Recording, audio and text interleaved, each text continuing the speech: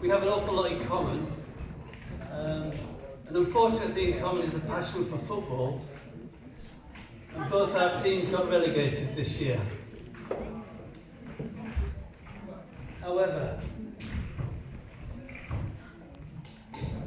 it's the hope that kills you, but it's the words that lift you up. And this man's words, wit and wisdom are wonderful. Please welcome Gray Lightfoot.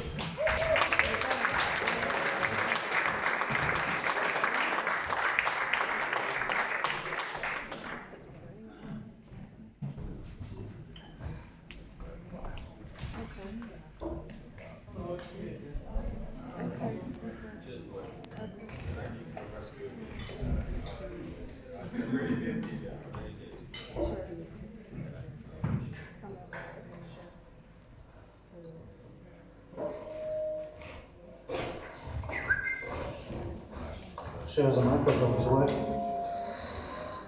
Sure.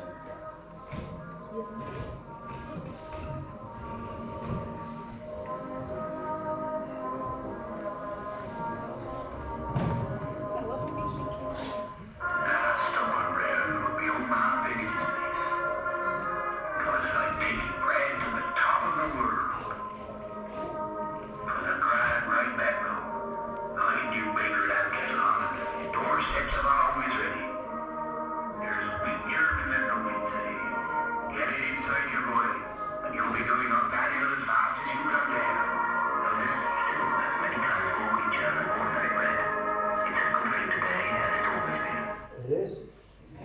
You're all sat there unaware that you're going to have your minds blown any minute because you've been listening to the famous Hovis ad.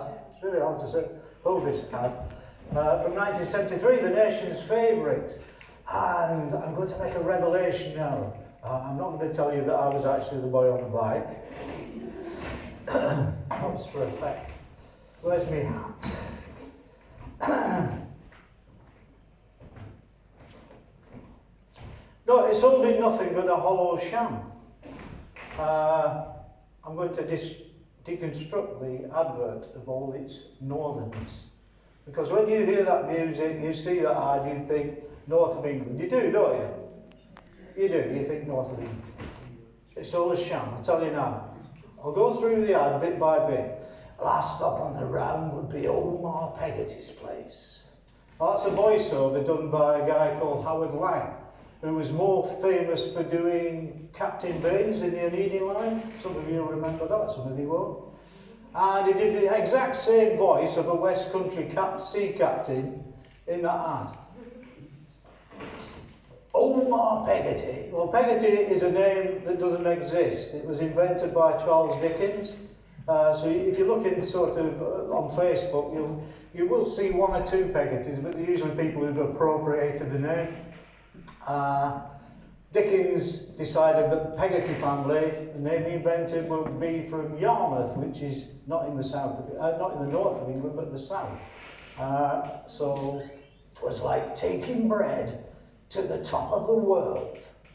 Well, I bet it was, because I mean, if it's supposedly a northern bakery, the poor kid has had to cycle all the way down from the north of England to Shaftesbury in Dorset, where they filmed it. Which, if you think about it, I mean, this was pre-N5. It's going to take him quite a while to get there. So, I mean, it's some round that. Why she couldn't get one from Shaftesbury, I don't know. But anyway. And the other thing about it is you see, as he's coming up there, you see thatched roofs. But you don't get many thatched roofs in northern England. So, again, 'twas a grand ride back road. 'Twas. Has any northerner ever said 'twas? I knew baker would have kettle on and doorsteps of hot Hovis ready. The baker in the actual ad was Bill Maynard, who did a very passable northern accent as Claude Greengrass in Heartbeat. But he was born in Surrey. There's wheat germ in that loaf. He'd say, get inside, you boy, and you're going up that hill as fast as you come down. The boy was called Carl Barlow.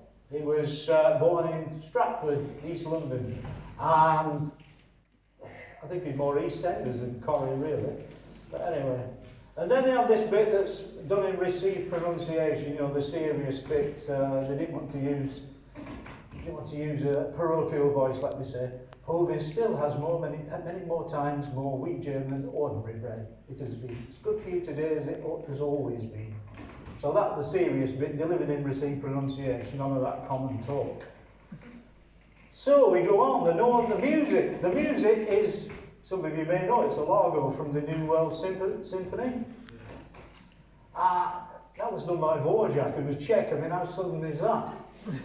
And then so what have we got then? Let's see what we've got. We've got a voiceover, southern. Peggotty End, southern. Location, Dorset, southern. Thatch Roos, southern. Twas, southern. Baker Bill Maynard, southern. Boy on the Bike, southern. Posh RP, important bit, southern.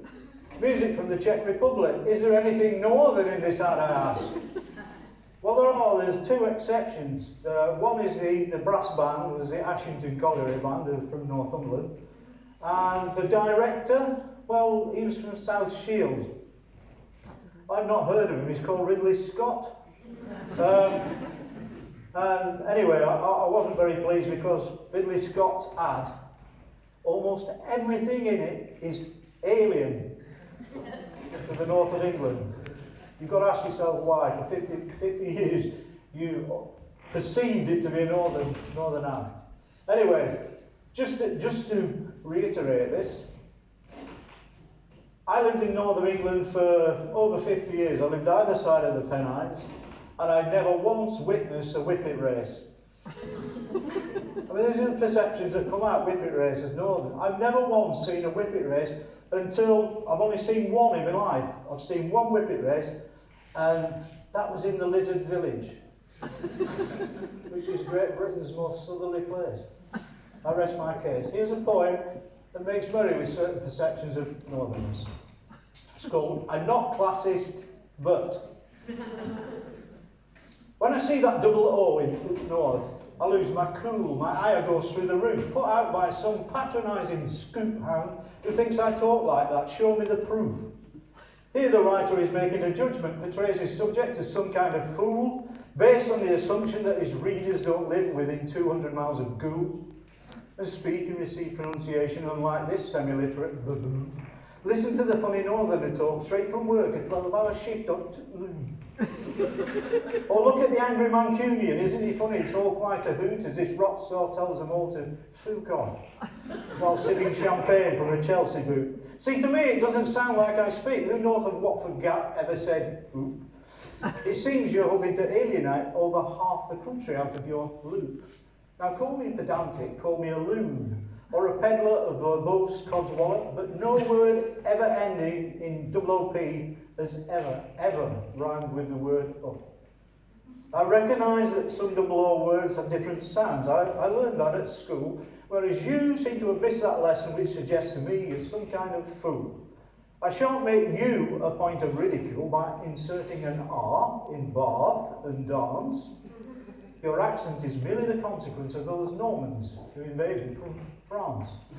But I wouldn't dream of writing like that to set you apart, show you're not like me. I really wouldn't, although I suppose I already have done technically.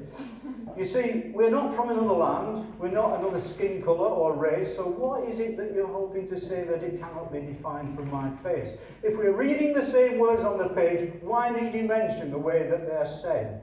Unless it's to show you somehow better that you see yourself as a thoroughbred. We know full well what the images are and all the inferences attending. It's not geography at all, but class and the desire to be condescending. And to prove it's not geographical, I'm more than sure that this elitist hack would, if interviewing an East Ender, make a point of misspelling the word back. To prove this class war is all one way, I'm not wishing to cop Nigella as spook. Should I need to make a gooseberry fool, I'll be pleased to read her cookery book. To make a point, you need adversity. The pampered find it hard to be funny. Life without the royal family, my arse. And imagine no more tastes of honey. We're just glad our shops are open all hours. As the fresh-baked Hovis cools on the stoop, if they've sold the last of the summer wine, then we could always nip round to the coop. Sorry, that's cool. Thank you.